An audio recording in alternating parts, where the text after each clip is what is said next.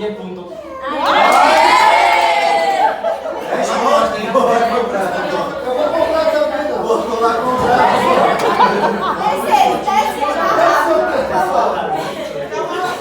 Que outro bicho, é? Beto, dá uma rosquinha pra ele, dá uma rosquinha pra ele. Dá uma rosquinha pra ele.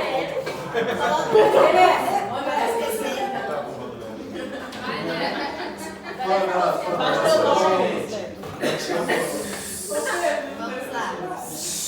Bueno. Fuerza. No, es difícil la situación mucho. Pasé por lo mismo. É mentira. Sério? Cuando no, yo terminé en el Pacífico. Cuando eso habían 5 universidades nomás en todo el país. Y lo mismo, había un grupo de universidades, entre ellos la Católica, que quería eliminar la Universidad del Pacífico. Y también dijeron de que un montón de cosas, estuvimos con trámite judicial durante 2 años.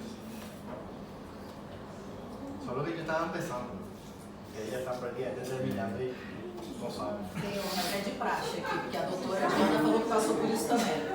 Misericórdia, até todos. A doutora Diana falou que passou por isso também. Falou, gente, Diana, vocês estão Diana, reclamando, eu passei por isso também. Diana, Diana Cabreira. É uma desse tamanho assim. não, queria saber como é que é a faculdade. Eu acho que era dessa daí. Não é da, eu acho que deve ser dessa daí também, Era né? dessa Pero daí. del Pacífico. Deve ser. Pasó por lo mismo. Não coloquei, não. Amarga como la vida. Gracias. 10 puntos.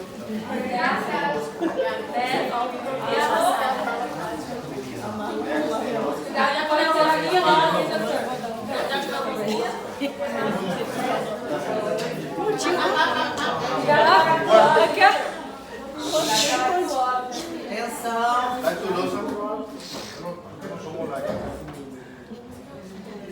Bueno, vamos a continuar con nuestro análisis. Hemogramas más o menos ya sabemos. A pesar que hay una entidad dentro de lo que es la artritis reumatoide, en su estadio terminal, que se llama síndrome de Felty.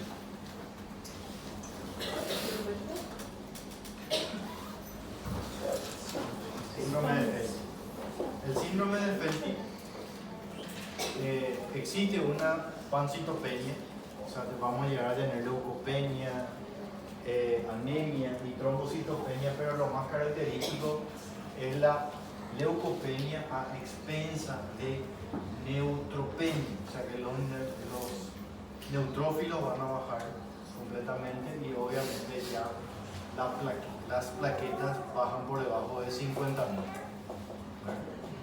También al síndrome de Felty se le acompaña visceromegalia, o sea que va a haber hepatoesplenomegalia y policerositis, derrame pleural, pericárdico y abdominal. Eso ya es un estadio muy avanzado de lo que es la artritis reumatoide y obviamente está considerado ya dentro de lo que es su estadio terminal. Bueno, lo otro más importante del hemograma para poder llegar a hacer el diagnóstico, obviamente, confirmar que es una patología inflamatoria. Vamos a pedir nuestra eritrosedimentación.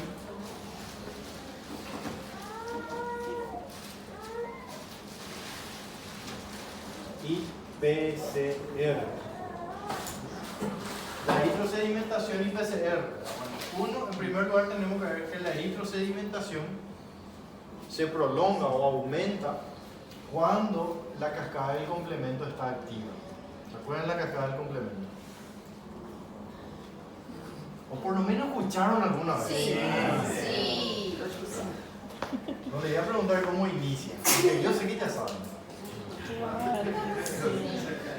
Bueno, la cascada del complemento favorece justamente a una mayor densidad plasmática. ¿Por qué? Todo proceso inflamatorio conlleva una vasodilatación y hacia una extravasación de líquido hacia el tercer espacio.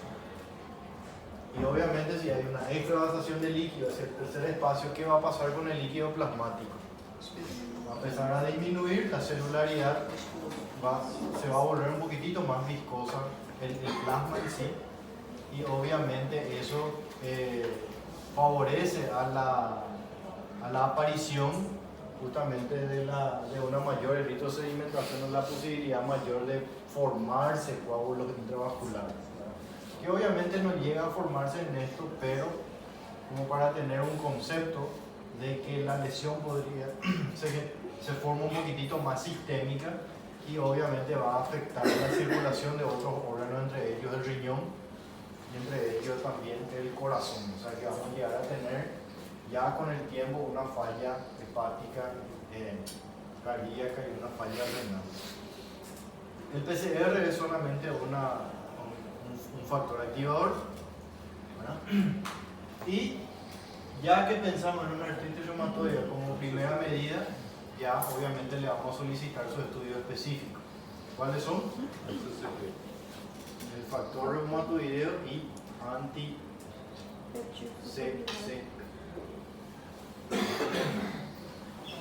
El factor reumatoideo podría llegar a aparecer en el 90% de los casos, pero es totalmente inespecífico. ¿Qué significa eso? El factor reumatoideo solamente, ¿sí? Ela necessita só gravar um vídeo, doutor, só para atrapalhar mais 2 minutos. Decirle que es la última vez. É, a última vez. Gente, eu fiquei com ciúmes de Assunção. Eles fizeram um vídeo agora. Não, Cidade do Leste é melhor. Eu também.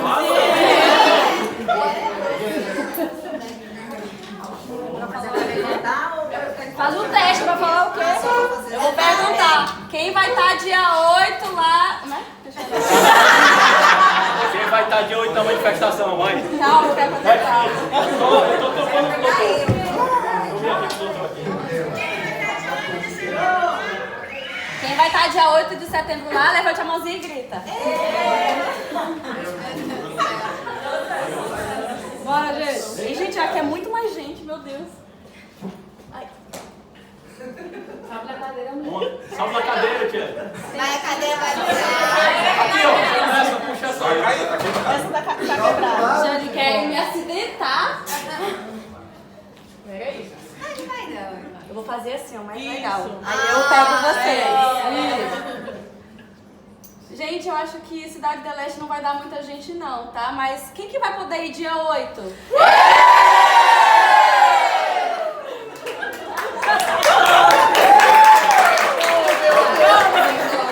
Gente, estamos filmados, né? Por favor. Eu saio lá, eu vou falar pra minha frente. Ah, pessoal, o Thiago tá vendo já a questão da prova agora, vai dar certo. Só vai ter prova de matéria.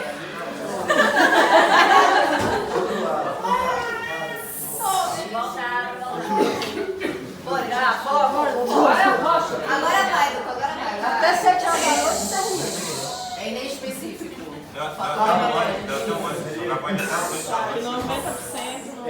El factor reumatoideo aparece en mayor de los 90% de los casos, pero es inespecífico, como le había dicho. ¿Por qué? Porque aparece en cualquier tipo de artropatía. Hay una inflamación por un golpe y obviamente ya va a aparecer el factor reumatoideo. Ahora, el anti-CCP es el más específico. Su especificidad obviamente es más del 95%, pero su sensibilidad también es bastante alta porque supera los 87%. Entonces, ¿por qué hacemos los dos? Porque hay una mayor posibilidad de acertar con respecto a lo que es el diagnóstico, ¿verdad? O sea que pedir solamente un factor reumatoideo no nos sirve mucho, principalmente si es que tenemos una sospecha diagnóstica de una inflamación articular. Y pedir anti-CCP podríamos llegar a solicitar, pero de cualquier forma tendríamos que pedir el factor reumatoideo. Entonces, juntar bien el cuadro clínico, así como estuvimos haciendo, ¿verdad? estar bien el cuadro clínico, hacer bien una sospecha y obviamente solicitar el estudio más, o sea, el estudio específico con respecto a eso. Imagínense, le pedimos otra vez el estudio del LES, obviamente son gastos innecesarios, ¿verdad? Entonces, lo que le estaríamos pidiendo a esta paciente, lo más rápido que tenemos, la radiografía de mano. Ahí estaba mostrando la compañera que en el libro de Ford justamente dice de que no suelen aparecer en los primeros estadios. La verdad que es bastante complicado, pero dentro de estudio de imágenes lo primero que aparece es la erosión ósea. O sea que tampoco tengan una seguridad de que si ustedes sospechan de una artritis reumatoide ya le va a salir en la radiografía, a no ser que tengan más de 6 meses de evolución, ¿verdad? Que normalmente, bueno, seguramente en el Brasil, así como acá en Paraguay, la gente espera esos dolores para que le pasen, ¿verdad? Entonces sí o sí pasan más meses y obviamente ya se va a evidenciar algo.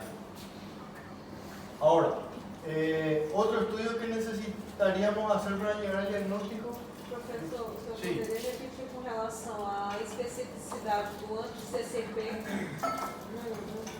La especificidad Sim, porque es mayor al 95%, pero la sensibilidad es mayor al 87%, está medio ahí, o sea que es bastante específico y sensible. Pero siempre es bueno combinarlo por algún evento. Ahora, solicitar solo el factor reumatoideo cuando se sospecha de una artritis reumatoide es lo que no es bueno. El anti-CCP inclusive se puede llegar a pedir solo, pero siempre es mejor pedir los dos. Y es caro. Y es caro, obvio. O sea, las pruebas que son reumatológicas normalmente son bastante caras. Ahora el tratamiento. El tratamiento tiene mucho que ver con el estadio y con el tiempo de evolución que llega a tener nuestro paciente. ¿Cuál es nuestra meta como médico con respecto a lo que es la artritis reumatoide? ¿Vamos a llegar a parar el proceso inflamatorio? No, ese proceso inflamatorio se queda ahí por toda la vida. ¿Qué es nuestra meta? Tratar de evitar la evolución de la enfermedad. Como bien sabemos, esto llega a un estadio en donde el paciente se vuelve totalmente incapacitado en realizar sus tareas normales e inclusive llega a afectar a nivel sistémico, ¿sí? Entonces, mientras más antes iniciamos el tratamiento inmunosupresor, obviamente vamos a tener una menor evolución de la enfermedad al transcurso del tiempo, ¿sí? Si nosotros teníamos una paciente, así como estaba hablando en nuestra historia clínica, que solamente tiene dolores, no se ve ninguna alteración a nivel estructural, obviamente estamos hablando de un inicio temprano de esta enfermedad, de una crisis temprana. Entonces, obviamente yo no puedo llegar a esperar que su mano se deforme para que poder empezar el tratamiento, ¿verdad? Ahora bien, ¿cómo trato? Mi paciente está con un proceso inflamatorio, le doy antiinflamatorio. Sí se dan antiinflamatorios. Van a llegar a ver que muchas de las literaturas hablan del paracetamol como primera medida. En realidad el paracetamol es un mal analgésico y un mal antiinflamatorio, pero es un excelente aliado con otros antiinflamatorios. ¿Por qué? Porque potencia la actividad antiinflamatoria de los otros AINES. O sea, de repente podremos llegar a dar un paracetamol unido a un diclofenac o un naproxeno, o podríamos poner ahí un ibuprofeno incluso. O nos vamos más específicamente a lo que son los inhibidores de la COX-2, ¿verdad? que obviamente tienen menos daño a nivel renal, producen menos gastritis, ¿verdad? Solamente tienen un problema los inhibidores de la COX-2. No hay que dar en pacientes cardiópatas, ¿verdad? Porque impide la vasodilatación en caso de una isquemia. Pero los inhibidores de la COX-2 son una muy buena terapia para pacientes jóvenes, así como el que estuvimos viendo en la historia clínica. Y ahí tenemos el etoricoxib o el celecoxib. Wow. ¿Uso o no uso corticoides? Esa es la gran pregunta. El corticoide solamente se utiliza cuando el proceso inflamatorio es bastante agudo y doloroso, obviamente. Y a ese proceso inflamatorio le acompaña una tumefacción importante y principalmente una sinovitis, ¿sí? O si no, no se utilizan los corticoides. Obviamente el paciente cuando empieza a experimentar el corticoide se enamora del corticoide porque es lo que más rápido le hace pasar el dolor y la inflamación, pero siempre tienen que advertir de que su uso crónico va a conllevar a otro tipo de patología. Entonces, ¿cuándo usamos corticoides? Cuando el proceso inflamatorio está agudizado, cuando la lesión está tumefacta y hay presencia de sinovitis. O si no, no utilizamos corticoides. ¿Y cuál es el corticoide que podríamos llegar a utilizar?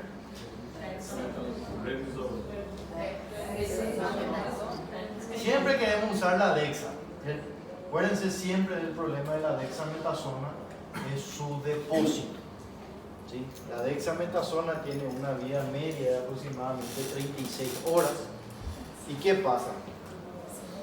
Nosotros usamos hoy, a las 24 horas volvemos a tomar la otra pastilla, que en realidad ya es una pastilla y media más. La siguiente ya duplica su concentración y así sucesivamente. Y obviamente la tendencia a desarrollar un Cushing es mucho más elevada al utilizar la dexametasona. ¿Sí? ¿Por cuánto tiempo vamos a utilizar la prednisona? Lo ideal sería hasta que baje la inflamación, que suele durar entre 2 a 3 días. Es muy rápido el efecto de los corticoides. ¿Sí? Luego ya le pasamos directamente a lo que es un antiinflamatorio normal. ¿Está bien? Bueno, pero esto, ojo, esto es solamente un tratamiento antiinflamatorio. Con esto nosotros no vamos a parar la enfermedad. ¿Sí? ¿Cómo paramos la enfermedad? Con fármaco. No sé si alguna vez ya escucharon. Hay fármacos reguladores de la enfermedad de la artritis reumatoide. El fármaco que principalmente vamos a llegar a utilizar en la artritis reumatoide es el metotrexato. Doutor, Sí. o corticoide só vai ser usado se o quê? El proceso inflamatorio es agudo y se acompaña, no es o, y se acompaña de sinovitis.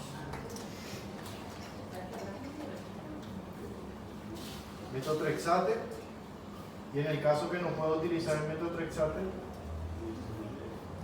la hidroxicloroquina. ¿Qué? La leflunomida también se suele llegar a utilizar, ese es como segunda opción. ¿Perdón?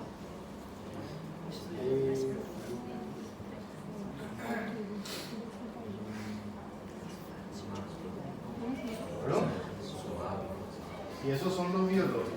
Este es Farme sintético.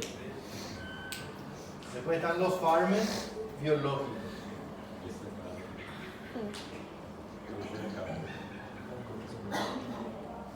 Los fármacos biológicos son mucho mejores, pero Tudo queimado. Tudo queimado.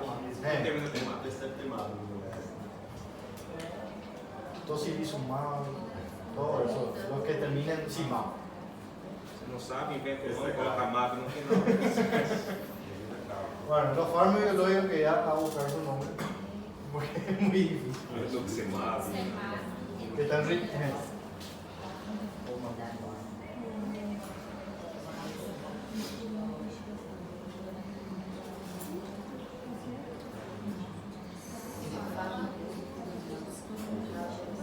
Rituximab.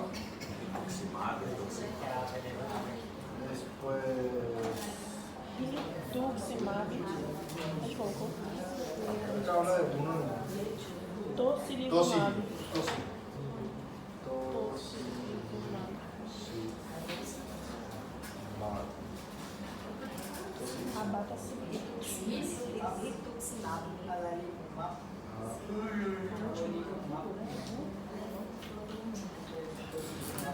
O que é farm mesmo? ¿Qué? Farm mesmo? Assim. Farm. Fármacos moduladores de la enfermedad de la artritis reumatoide. Está en inglés, ¿no?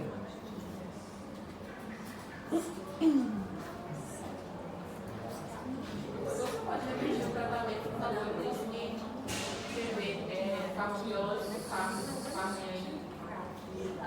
Los fármacos biológicos nosotros vamos a llegar a utilizar ya en procesos más avanzados. Uno, obviamente su administración, la mayoría de las veces es intravenosa o intramuscular o subcutánea y son extremadamente caros. ¿Verdad? Creo que acá lo que más tenemos es rituximab y está cerca de los 15 millones de guaraníes. Serían 10.000 reales aproximadamente. uma dose para quanto tempo? Normalmente se hace cada 15 a 22 días. Obviamente hay IPS, por ejemplo, tiene, ¿verdad? El rituximab. Después el tocilizumab que utilizamos durante el COVID. El tocilizumab utilizamos durante el COVID supuestamente para el COVID grave, ¿verdad? Pero igual moría la gente. En Anaquimbra, creo que hay mucho en el Brasil. Anaquimbra. E em relação ao método, Xate. como é que é o usamento? El metotrexate se usa semanal. Se utiliza mínimamente 5 miligramos una vez a la semana y eso puede ir aumentando de 10 a 15. El problema de cuanto más dosis le das es la hepatopatía que llega a producir. Aparte de eso, llega a producir otras complicaciones como las aftas y la facilidad para el paciente de tener algún tipo de celulitis, ¿verdad? Principalmente en miembros o alrededor de la boca. Son medicamentos que obviamente van a disminuir completamente la actividad inmunológica y la flora normal va a empezar a atacar el propio cuerpo. Pero ¿qué pasa? O sea, eso que ataca de repente se puede solucionar, sin embargo la artritis reumatoide es evolutiva, ¿verdad? O sea, lo ideal sería cortar esa evolución y que otro tratar nomás como debe lugar, ¿no? De forma localizada. Mas aí já é para o reumatólogo. No, obviamente ustedes lo máximo que pueden llegar es atacar. Como é que está isso? Los fármacos biológicos, uno no van a tener condiciones porque normalmente son medicamentos que solamente se liberan al reumatólogo. Acá en Paraguay, no sé en el Brasil, pero al ser medicamentos bastante costosos, solamente se liberan al reumatólogo.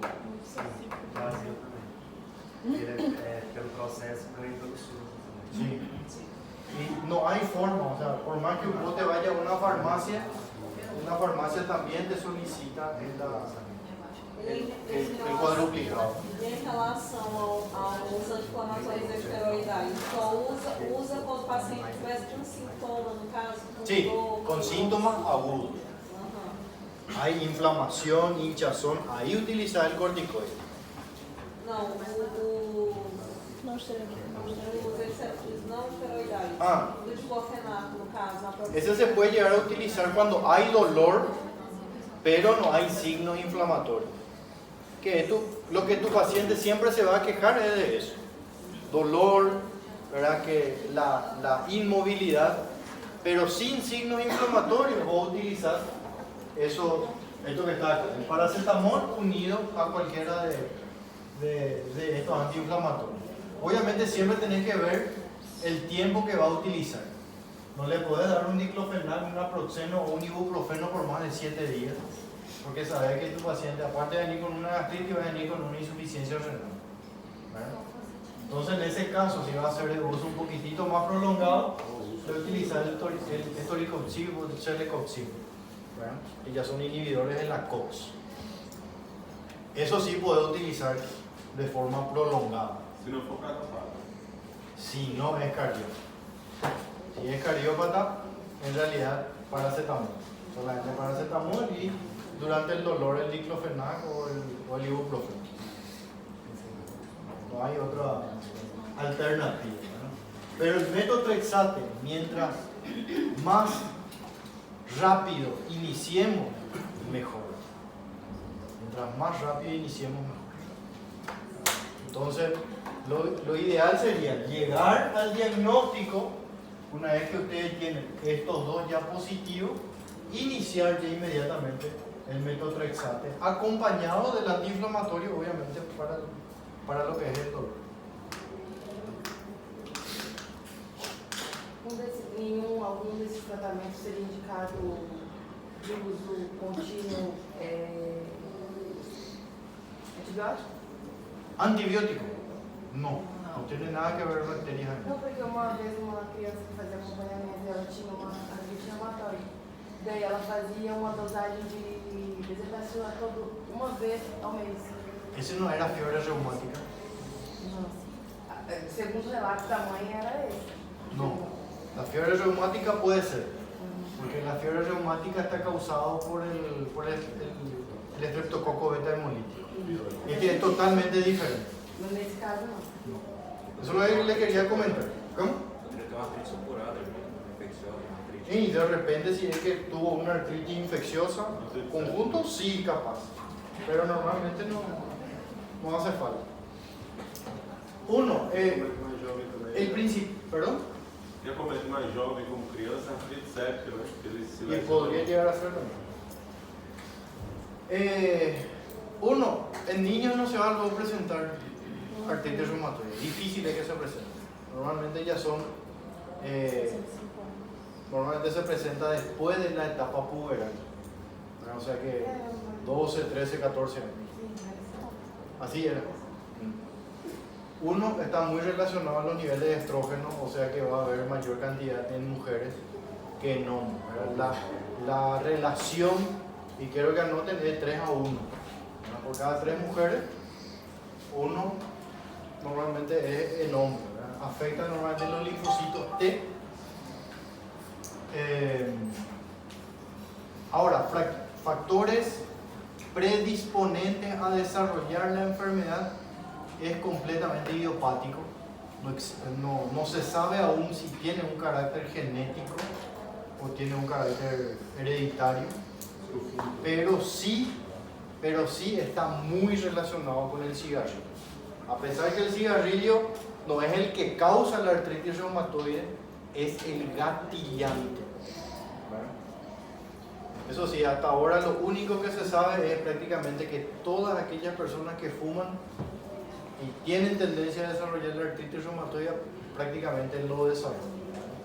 O sea, el cigarrillo es el gatillante en este caso. Uma coisa também, professor, que como é reumatológico, é provável que tenha outros problemas reumatológicos. Sí. A esto se suele agregar dentro de las complicaciones principalmente el Sjögren. No sé si ya escucharon el Sjögren. La enfermedad de Sjögren, ¿no? É a próxima apresentação. Vamos começar a situação, hein? Vamos começar a situação. Só sábado, tá, gente?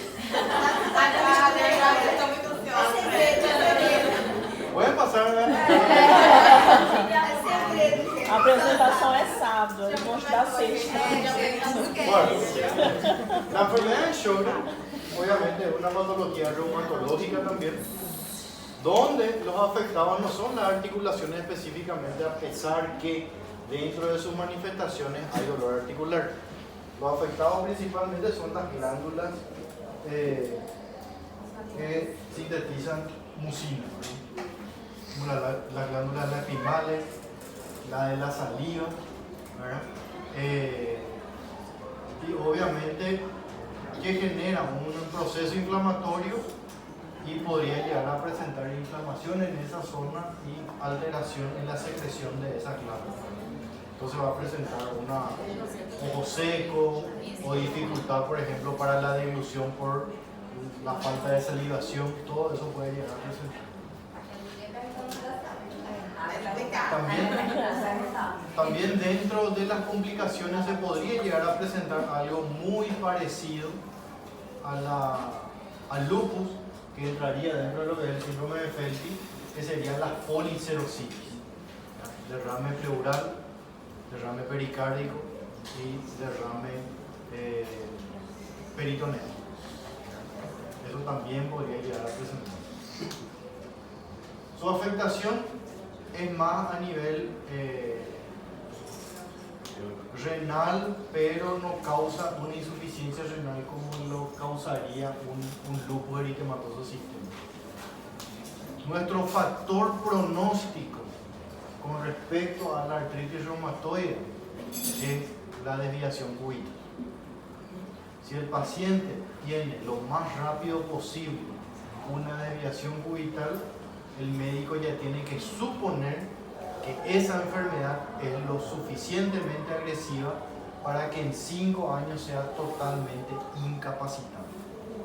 ¿Sí? A diferencia que vamos a ver, por ejemplo, en el lupus eritematoso sistémico, que nuestro principal factor de complicación o nuestro principal factor agravante es la nefropatía. Son diferencias que vamos a ir viendo, ¿verdad? Otro con respecto al caso de la paciente, las características del dolor matutino. El dolor matutino aparece normalmente con una rigidez en las grandes articulaciones que suele ceder después de una hora. Dice dolor matutino, pero en realidad no es un dolor específicamente de la mañana. También podría aparecer en el momento de la siesta, donde el paciente se queda inmóvil, ¿verdad? O lo mismo estando sentado, por ejemplo, en el trabajo varias horas, que obviamente no movilizan los miembros, al levantarse va a sentir esos dolores. Y esos dolores, la característica es justamente que dura más de una hora. Eso es algo que tienen que diferenciar, porque la artrosis también produce dolor al movimiento, pero cede a los 30 minutos aproximadamente. O sea que el dolor es menos de una hora. Esa es una de las grandes diferencias. ¿Sí? La edad donde más afecta la artritis reumatoide es entre los 45 a 70 años. Puede llegar a aparecer antes, puede llegar a aparecer inclusive en edad puberal, pero su edad típica de aparición es entre los 45 a 70 años. ¿Sí? Bueno. ¿Algo más? Doutor, rapidinho, qual que é menos de uma hora? Era... Artrosis. Artrosis, Bueno, ¿qué más tengo para decirles? Não, peraí. Artrite que é dor em movimento que cede em uma hora. Artrite reumatoide é uma dor em movimento que cede em uma hora. Superior a una hora. Superior a una hora. Y artrosis es menos de una hora.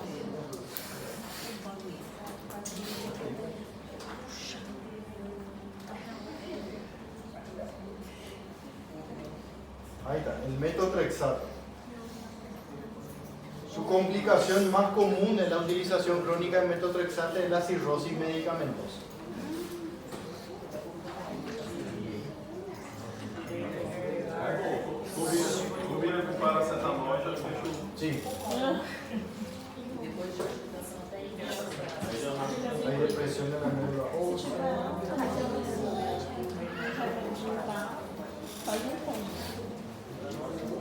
Bueno, básicamente en un caso clínico estuvimos hablando de toda la patología.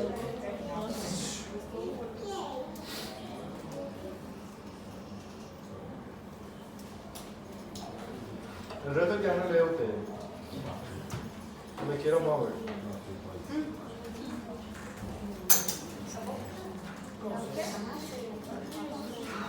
Miren.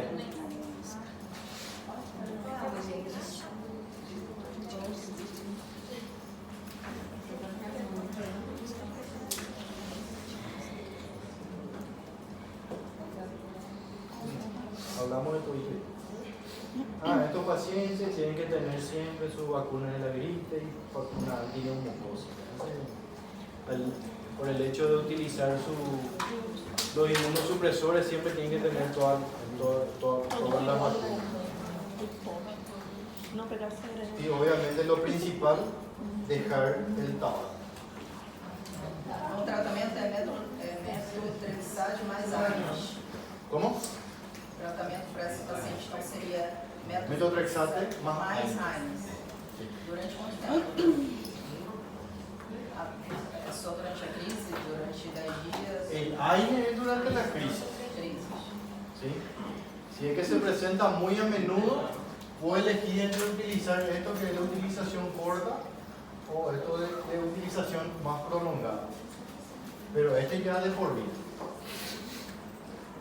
Esse já é crônico, né? Sí, este ya de por vida. Si se presenta otra vez alguna complicación, cierto, de eso me olvidé. ¿Qué nosotros vamos a llegar a utilizar para ver si es que aumentamos o disminuimos la dosis o si es que tenemos que llegar a recurrir a los fármacos biológicos? PCR y eritrosedimentación. Se supone que al iniciar el metotrexate, todos estos dos marcadores tienen que ir descendiendo. Si es que empiezan a aumentar, obviamente la dosis debería de aumentar. Van a ver que muchos reumatólogos prefieren, antes de llegar a los biológicos, intentar utilizar una combinación entre estos tipos farmacológicos, ¿verdad?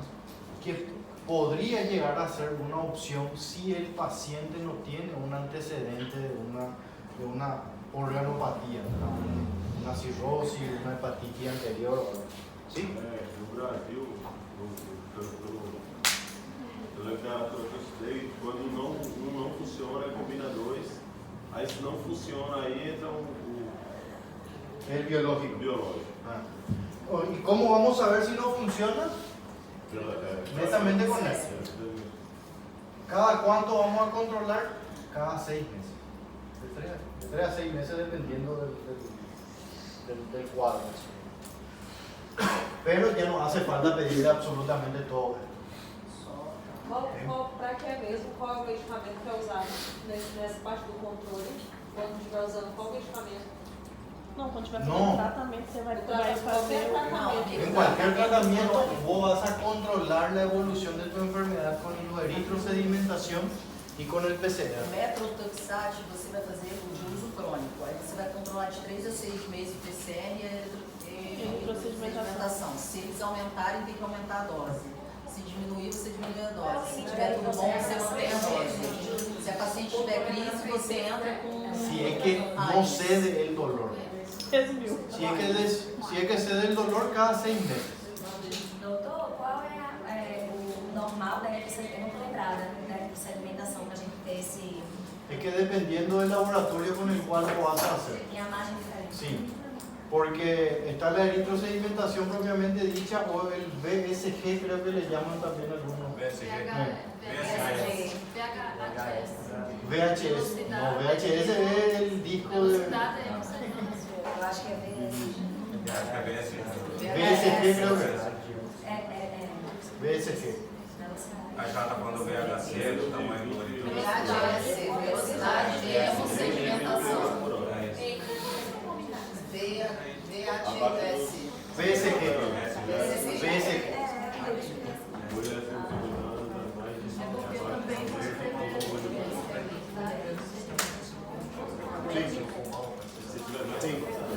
Y con el tiempo, esto tiene tienen que tener en cuenta. Con el tiempo, como que veo una afectación del tejido conectivo en sí y produce un proceso inflamatorio, obviamente que no va a quedarse solamente a nivel articular. ¿Verdad? Va a empezar a fibrosar pulmón, va a empezar a fibrosar hígado, que es su principal órgano donde le encanta estar. Riñón también va a empezar a fibrosar. Y obviamente van a ir de a poquito a manifestarse por varios lados, inclusive a nivel del sistema nervioso. ¿Verdad? Por eso es bastante importante que nuestro diagnóstico sea temprano. ¿Verdad? Acá, por ejemplo, mucho se suele llegar a escuchar que gente que trabaja, por ejemplo, como empleada doméstica, faxinera creo que le llaman ustedes, ¿verdad? Piensan que el dolor articular es por tocar agua caliente y agua fría así constantemente. Entonces, ¿qué pasa? Se pasan tomando antiinflamatorios porque tiene reumatismo, dicen, y nunca van a consultar hasta que se dan cuenta que su mano se está doblando, ¿verdad? Y eso, por ejemplo, es un problema para la anamnesis inclusive, que muchas veces suele ser accidental el diagnóstico, ¿verdad? O sea, que el paciente se va por una fatiga, un desgano, se ve que hay una anemia y ustedes cuando están controlando y pone la mano arriba de la mesa van a llegar a ver que su mano está completamente doblada. Y ahí, ¿desde cuándo tenían así? Ahí de repente empieza a surgir otra vez una nueva probabilidad diagnóstica. Bueno, creo que hasta ahí. ¿Alguna pregunta? No.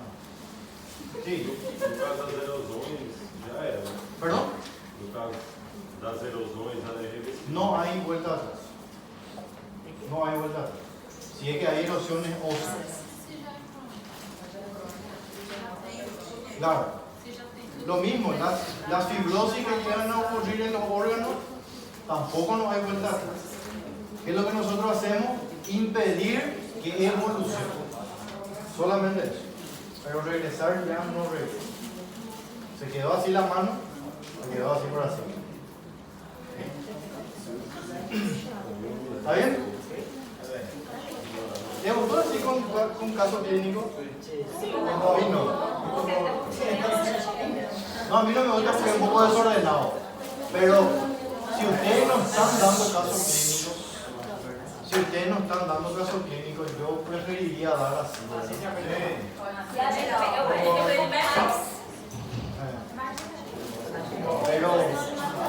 Pero sería bueno que lean. Por ejemplo, en la próxima clase vamos a hablar de lupus. Entonces, denle ya una leidita de lo que es lupus. ¿Perdón? Yo no, a ver. ¿Te quieren poner presente? Ponga.